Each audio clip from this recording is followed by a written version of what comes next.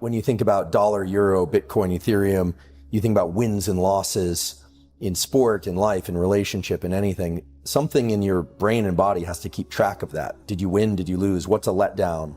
What's a celebration? And I think one of the most important findings in the last few years in neuroscience is that while the molecule dopamine is associated with reward, it's more about motivation and craving.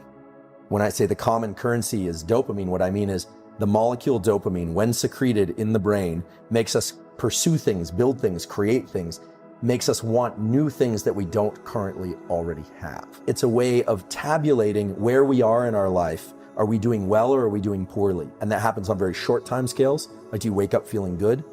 Or do you wake up feeling kind of low?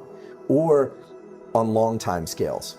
If you're halfway through a long degree or you're halfway through your life, how are you doing? How do you gauge that? Well, it has everything to do with how much dopamine you were releasing in the previous days and weeks and years. What's cool is that once you make these processes conscious, once you understand a little bit about how dopamine is released and how it changes our perspective and our behavior, then you can actually work with it. This example, the person that's not motivated, that can't get off the couch, that doesn't want to do anything. Well, this is the problem. They are effectively the rat with no dopamine, but they can still achieve some sense of pleasure by consuming excess calories, by consuming social media. And look, I'm not judging, I do this stuff too, right? Scrolling social media. If you've ever scrolled social media and you're like, I don't even know why I'm doing this. It doesn't really feel that good. And I can remember a time where you'd see something that was just so cool, or you'd see something online. I remember this when TED Talks first came out. I was like, this is amazing. These are some, at least some of them are really smart people sharing really cool insights. And then now that there are like a gazillion TED Talks, I remember spending a winter in my office when I was a junior professor, cleaning my office finally, and binging TED Talks in the background, thinking this is a good use of my time. Pretty soon, they all sucked to me. I was like, this isn't good. So what you need to do is stop watching TED Talks for a while, wait, and then they become interesting again. And that's this pain-pleasure balance. And so for people that aren't feeling motivated, the problem is they're not motivated, but they're getting just enough or excess sustenance.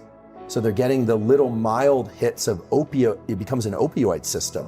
And if you think about the opioid drugs as opposed to dopaminergic drugs make people rabid for everything. You know, drugs of abuse like cocaine and amphetamine make people incredibly outward directed, right? They hardly notice anything except what they want more of, more. It's bad because those drugs trigger so much dopamine release that they become the reward. It's very circular. Only the drug can give that much dopamine. Nothing they could pursue would give them as much dopamine as the drug itself.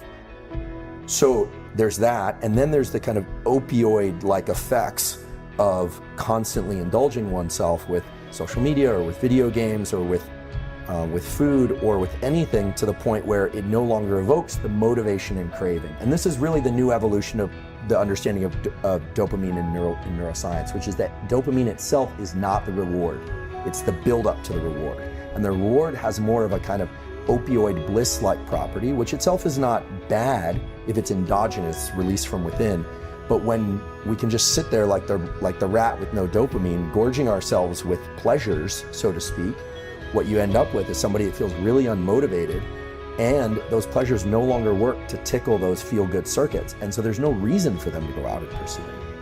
And that's a pretty dark picture. So the keys are to pursue rewards, but understand that the pursuit is actually the reward if you want to have repeated wins, okay?